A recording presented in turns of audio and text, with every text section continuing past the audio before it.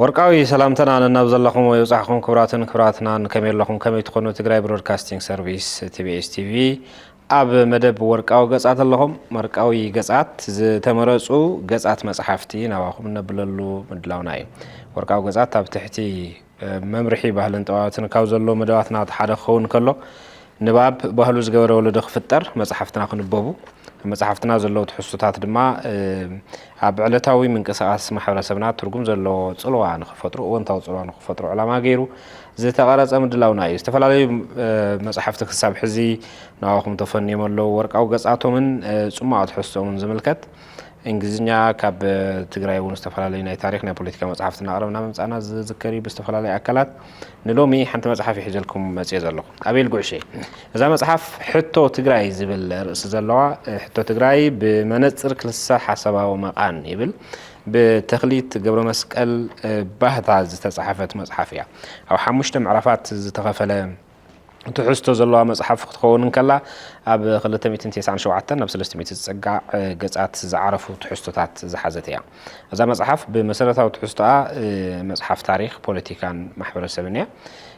ሕቶ ትግራይ ብመነጽር ክልሳ ሓሳባዊ መቓን ኣብ ትሕቲ ዝርእሲ ዝተፈላለዩ ኣጀንዳታት ተላዒሎም ኣለዉ ካብ ገሊኦም ኣጀንዳታት ጥቕስ ኣቢልና ንምሕላፍ ዝኣክል ተኽሊት መንእሰይ ጸሓፊ እዩ ኣብ ዕድሚኡ ዝተፈጠረ ናይ ትግራይ ብሄራዊ ስምዒት ብሄራዊ ምንቅስቓስ ተጋድሎ ብሄራዊ ሓደጋን ነቲ ሓደጋ ንምብዳህ ዝተገበረ ፈተነን ዝምልከት ዝሓዘ እዩ ብመሰረቱ ካብ 2007-2008 ነቢሉ እዚ ናይ ኦሮማራ ምንቅስቓስ ኣብ ጎንደር ዝነበረ ዓመፅ ናይ ተጋሩ ሓዊሱ እቲ ብሄራውነት ንብዙሕ ዓመታት ኣብ ትሕቲ ኢትዮጵያዊ ሃገራዊ ህንጸት ተደፊኑ ዝጸንሐ ብሄራዊ ምንቅስቓስ ዓደይከ ህዝበይከ ቋንቋይከ ባህለይከ ዝብል ሓድሽ ምንቅስቓስ ክትኮ ዝጀመረሉ እዋን እዩ ነይሩ ምዕራፍ ሓደ መባእታ ኢላብ ዝጠቐሶ ነጥቢ እዚታት እዩ ዘልዕል ዓመፅ ኦሮሞን ግፍዒ ጎንደርን ዝምልከት የልዕል ናይቱ መጽሓፍ ውሻጦ እውን ኣብዚ ዝተኻተተ ኮይኑ ንረኽቦ ብሄርን ብሄራውነትን ክልሳ ሓሳባዊ መቓን ፍሬምወርክ ቅድታትን ኣጠማምታን ብሄራውነት ዝበሃል ብሄር ቅድን ኣጠማምታን ዘመናውነት ተናተሓሳስባታት ቲኦሪስ ዝበሃላ ብዝተፈለየ መንገዲ ምስ ትግራይ ብምርኻብ ንምርኣይ ዝፈተነ መጽሓፍ እዩ ሞደርኒዝም ሶሽዮ ኢኮኖሚክ ዝበሃል ቲኦሪ ሶሽዮ ካልቸራል ዝበሃል ፖለቲካዊ ኣጠማምታ ርእዮተ ዓለማዊ ኣጠማምታ ናበለ ብርክት ዝበሉ ስነ ሓሳባት የልዕል እሞ እዚኦም ብመንጽር ትግራይ እተልዕሎም ዘላ መድረኻዊ ሕቶታት ንምርኣይ ይፍትን ማለት እዩ ከምኡና በለ ክሳብ ምዕራፍ 5 ይቕጽል ኣብ መወዳእታ ድሕረ ታሪክ ኢሉ ዘልዕሎ ነጥቢ ኣለዎ ስምምዕ ፕሪቶርያ ትሕዝቶ ስምምዕ ፕሪቶርያ ዝምልከት ዘግረመሉ ግርምት ኣብ ትሕቲ ዝብል ርእሲ ዘቐመጠ ነገር ኣሎ እንታይ ንግበር ዝብል ንቕድሚት ዘእንፍት ነገር እውን ሓዊሱ ነዚ መጽሓፍቲ እዚ ከምዚ ኢሉ ሃፍታ መጽሓፍ ንክኸውን ዝገበሩ ዝተፈላለዩ መጽሓፍትን ሳይንሳዊ መጽናዕቲ ዝተገበረሎም ኣርቲክላትን ዘካተተ መርአያ ዘቐመጠ መጽሓፍ ኮይኑ ንረኽቦ እዚ መጽሓፍ እዚ በብገዛኹም ክህሉ ዝግባእ መጽሓፍ እዩ ኢለ ይሓስብ ንሕና እውን መሪፅና ኢና ናባኹም ነምፆም ዞም ወርቃዊ ገጻት ነቕረቡ መጽሓፍቲ ንሎሚ ከም ሓደ ኣካይዳ ናይ ወርቃዊ ገጻት ካብቲ ዝተመረፀ መጽሓፍ ዝተመረፀ ገጽ ወይ ወርቃዊ ገጽ ነቕርበሉ ምድላው ስለ ዝኾነ ካብ ገጽ 154 ከባቢ ጀሚራ ዘላ ኣነ ዝመረፅኳ ገጽ ብንባብ ከቕርበልኩም እየ ትግራይ እናሻዕ ሓደ ሰረታዊ ሕቶ እናሓተተት ከም ዝመፀት ካብቲ ከይዲ ታሪክና ክንግዘቦ ዝኸብድ ኣይኮነን መበገሲ ቃልሳን ምኽንያት ዓወታን እቲ ብሄራውነት ምዃኑ ክንርኢ ድማ ፈቲና ኢና መመሊስና ናብቲ ሕቶ ንሳ ከም እንመላለስ ድማ ሓቢርና ዝተዓዘብናዮ ነጥቢ እዩ ሓደ ሕቶ እናሻዕ ዝመላለስ እንተኮይኑ ድማ ንሓደ ነገር ግልፂ ይገብሮ እቲ መበገሲ ሕቶ መኸንበቲ ከም ዘይተገበረሉ መዛዘመ ሓደ ዝኾነ ዕውት ዝበሃል ብሄራዊ ቃልሲ ብሄረ ሃገር ምምስራት ወይ ምህናፅ ከም ዝኾነ እውን ፈትሽና ኢና ኣብዚ ሕሉፍ ምዕራፋት ዝፈተሾም እዩ ዝነግረና በዚ መነጽር ትግራይ ተጋሩ እንታይ እዩ ስሕተትና ትግራይ ዘይፈተነቶ ኣሎ ዶ ዝብሉ ክነሓትት ድማ ግድን ኮይኑና ትግራይ ድሕረ ክሱም ዘይፈተነቶ ሃገርነት እዩ ሃገርነት ዘይመከርናዮ ስለ ዝኾነ ንመክሮ ኢልና ከዓ ሃገር ክንብለ ይንኽእልን ሃገረ ትግራይ ስለምንታይ እንደሊ ዝብል ዕሙቕ ብዝበለ መንገዲ ክንርእን ክንፍትሽን ድማ ግድን ይብለና ሃገረ ትግራይ ሕቶን መልስን ትግራይ ነይሩ ክሳብ ሕዚ ድማ ሕቶን መልስን ኮይኑ ይቕጽል ኣሎ ኢለ ኣምን ይብል ተጻሓፊ ንቐጻሊ ናይ ምህላው ዕድሉ ሰፊሕ ናይ ምዃን ተኽእሎ ዘለዎ ይመስለኒ ኣብዚ ሃገረ ትግራይ ዝደልያ በቲ ዘሎ ኩነታት ኢትዮጵያ ኮርየ ወይ እውን ኢትዮጵያ ስለ ዝጸላእኸ ኣይኮነን ዘኾሪን ዘጽልእን ሽሕን ሚእትን ምኽንያታት ዋላ እኳ እንተሃለዉ ማለት እዩ ካብ ኩራን ጽልእን ወፅየ ክርኢ ዝፍትን ኢትዮጵያ ክትህሉ እንተኾይና ከምቲ ክትገብሮ ዝመፀትን እትገብሮ ዘላን መንነት ተጋሩ ክተጥፍእ ሕርዲግ መዋላ ባህርያዊ ከም ዝኾነ ዝኣምን ኮይነ ብዓይኒ ኢትዮጵያ እንትርአ ድማ ሰይጣናዊ ግን ድማ ኣገዳሲ necessary evil ምዃኑ ስለ ዝግንዘብን ይኸውን ጸገም ኢትዮጵያ ዝተፈጥረ እታ ሃገር ተፈጥሮኣ ሃፀያዊት ስለ ዝኾነት ካብዚ ብዝገደደ ድማ ውሽጣ ዝርከቡ ብሄራትን ዓሌታትን ኣብሂራ ናሽናላይዝ ገይራ ናብቲ ቀንዲ መግለጺ እታ ሃገር ዝኾነ ኣምሓራዊ መንነታ ጸንቢራ ወይ ውሒጣ ከይወደት ዓለምን ካልኦት ብሄራት እታ ሃገርን ስለ ዘርከባ ይኸውን ከም ውፅኢት ድማ ሕዚ ኣብ ኣደላ ሓቕ ወይ እውን ኮንፊዥን ትርከብ ግዚኡን ዘመኑን ብዘየገድስ ሃገር ኮይና ክትቕጽል እንተኾይና ድማ ግድና ውሽጣ ዘለዉ ብሄራት ናብ ኣምሓራውነት ሃፅ ብሄራ ወይ ናሽናላይዚንግ እንትኾነላ ደራሪዛ ብድር ዞምቢ ዝበለ ድማ ጽንተት ወይ ጀኖሳይድ ፈጺማ ከይድ ምዕባልዓ ክተሳለጥ ግድን ይኾና ነዚ ኢትዮጵያ ሕማቕ ሰይጣናዊን ነገራት ስለ ዝገበረት ኣይኮነን ዘይደልያ ዝብል ንሱ ባህሪኣ ምዃኑ ጉሁድ ስለ ዝኾነ ሃገረ ትግራይ ዝብህግ ናይ ዓርስና ህሉ ኢኮኖሚያዊ ወይ ዲሞክራሲያዊ ሃገረ ትግራይ ዝብህግ ናይ ዓርስና ህሉ ቁጠባ ወይ ዲሞክራሲ ስለ ዘለና እውን ኣይኮነን እንተሃልዮምና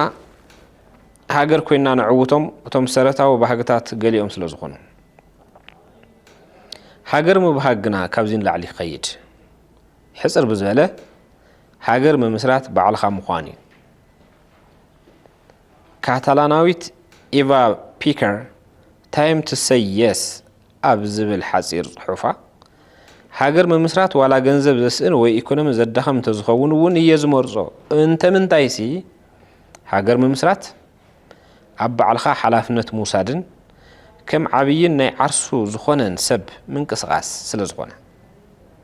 ባዕለይ ምዃን ድማ ይመርጽ ትብለና ብርግጽ ሃገር ምውናን ባዕሉ ኩሉ ግዜ ከም ውድእ ዕላማ ዝቑፀር ኣይኮነን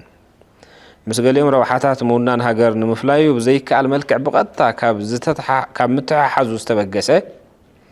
ሃገር መሳርሒ ወይ መንገዲ እምበር ባዕሉ ውዱእ ነገር ኢንድ ኢን ኢትሰልፍ እዩ ንምባል ዝጸግም እዩ ንኣብነት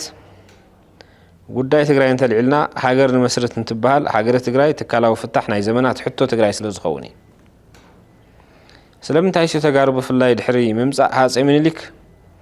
ባዕልና ኮይንና ስለ ዘይንፈልጥ ስለ ውድቀትና እኳ ባዕልና ሓላፍነት ወሲድና ኣይንፈልጥን ሰበይ ሸዋ ከምዚ ገበርናታ እናበልና ክነማርድና ብዙሕ ግዜ ንርአ እዚ ድማ ሓደ ህዝቢ ጎይታ ነፍሱ ከም ዘይኮነ ብጋህዲ ዘርኢ ነጥብ እዩ ዝኸውን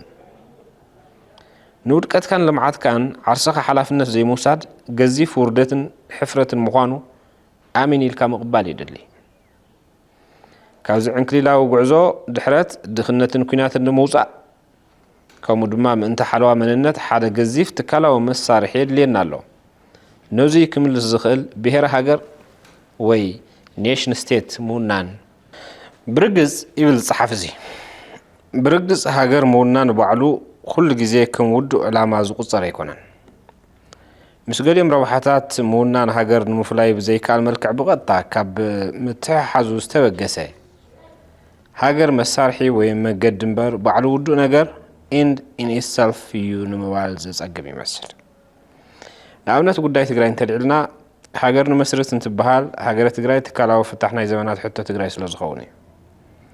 ስለምንታይ ሲ ተጋሩ ብፍላይ ድማ ድሕሪ ምምጻእ ሃፀይ ምኒልክ ባዕልና ኮይንና ስለ ዘይንፈልጥ ስለ ውድቀትና እኳ ባዕልና ሓላፍነት ወሲድና ኣይንፈልጥን ሰበይ ሸዋ ከምዚ ገበሩናታ እናበልና ክነማርድና ብዙሕ ግዜ ንርአ እዚ ድማ ሓደ ህዝቢ ጎይታ ነብሱ ከም ዘይኮነ ብጋህዲ ዘርኢ ነጥቢ ይኸውን ንውድቀትካን ልምዓትካን ዓርስኻ ሓላፍነት ዘይምውሳድ ገዚፍ ውርደትን ሕፍረትን ምዃኑ ኣሚን ኢልካ ምቕባል የድሊ ካብዚ ዕንክሊላዊ ጉዕዞ ድሕረት ድኽነትን ኩናትን ንምውፃእ ከምኡ እውን ምእንተ ሓለዋ መንነት ሓደ ገዚፍ ትካላዊ መሳርሒ የድልየና ኣሎ ነዚ ክምልስ ዝኽእል ብሄር ሃገር ወይ ኔሽን ስቴት ምውናን ኣብ መዳይ ኢኮኖሚ ዲሞክራሲ ብሓፈሻ ናብቲ ምዑላት ሃገራት ኣውሮፓ ዝበፅሖ ብርክ ንምብፃሕ እቲ ዝገዘፈ ትካላዊ መስርሕ ወይ መንገዲ ይኸውን ሃገረ ትግራይ ንወንን እንትበሃል ተጋሩ ኣብ ኢትዮጵያ ኮይና ዘላቒ ዝኾነ ኢኮኖሚያዊ ይኹን ዲሞክራሲ ንምምፃእ ንዘመናት ተፈቲኑ እውን ኣይተኻእለን ንቐጻሊ ኮላይ ኣይከኣልን ዝብል ትርጉም ኣለዎ ብጭቡጥ እውን ካብኡ ዝሓለፈ ኣይኮነን ሕልፍ ኢልና እንትንሪኦ ድማ ኢትዮጵያ ናብ ሕቶ ኢኮኖሚን ዲሞክራሲን እንትኣቱ ኣብ ውሽጣ ዘለዉ ብሄራት ነቲ ህንፀት ብሄረ ሃገረ መሓራ ወይ ሰፍ እንተበለ ኦሮሞ ሓደጋ ኣብ ዘይኮነሉ ብርኪ ውሕጠት ወይ ጥፍኣት ኣሲሚሌሽን ምስ በፅሑ ጥራይ ዝኸውን ብሄራታ ሙሉእ ብምሉእ ክሳብ ብርኪ ውሕጠት ዝበፅሑ ወይ ኣብቲ ብሄር ሃገርነት ዝሕንፈፁ ወይ እውን ብኽውን ትርጉሙ ክሳብ ዝጠፍኡ ኩለን ናይ ቁጠባ ዲሞክራሲን ግብረ ሰናውያን ትካላት እቲ ሃገር ማለት እውን ስቴት ወይ ውልቀ ሰባት ነቲ ውሕጠትን ጥፍኣትን ድግድጊት ተዓጢቖም ዘቀላጥፉ ከም ምዃን ሓሊፎም ዝኾንዎ ካልእ ዕዳጋ ዳርጋ የለን ስለዚ ከዓ ተጋሩ ኣብ ኢትዮጵያ ኣሸንኳይዶ ባዕልና ክንዓቢ ኢትዮጵያ እውን ንወትሩ ፍሒት እትብል ኣይትኸውንን ናብ ዝብል ድምዳመ እዩ ዘብፅሐና ምክንያቱ ኢትዮጵያ ብሄራዊ ንቕሓት ምስ ዝወነነ ወይ ክውንን ባህጊ ዘለዎ ብሄር ናብ ተደጋጋመ ኩናት ስለተኣቱ ቁጠባኣ ናብ ባዶ እናተመለሰ እዩ ክነብር ስለዚ ኣብ ባህጊ ጥራይ ዝስረት እንተይኮነስ እዚ ኩነታት ኢትዮጵያ ከም ደፋ ምክንያት ወይ መንቅሒ ደወል ከም ዝኾነና እውን ብግልፂ እዩ ዘርኢ ነዚ ድማ ትግራይ ኣብ ኢትዮጵያ እዩ ዝጠቕማ ምባል ፅምብል ላዕሊ ዕስያ ነዚ ድማ ትግራይ ኣብ ኢትዮጵያ እዩ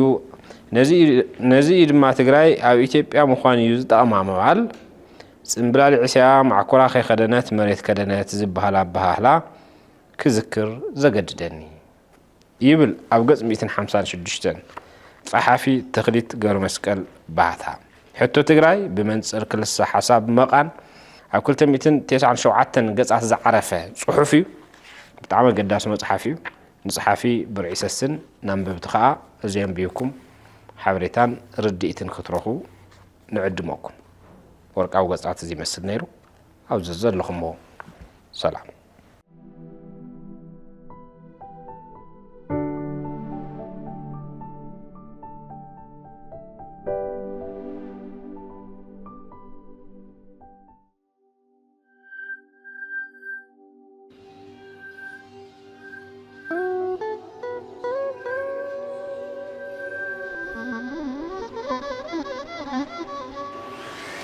Mm-hmm.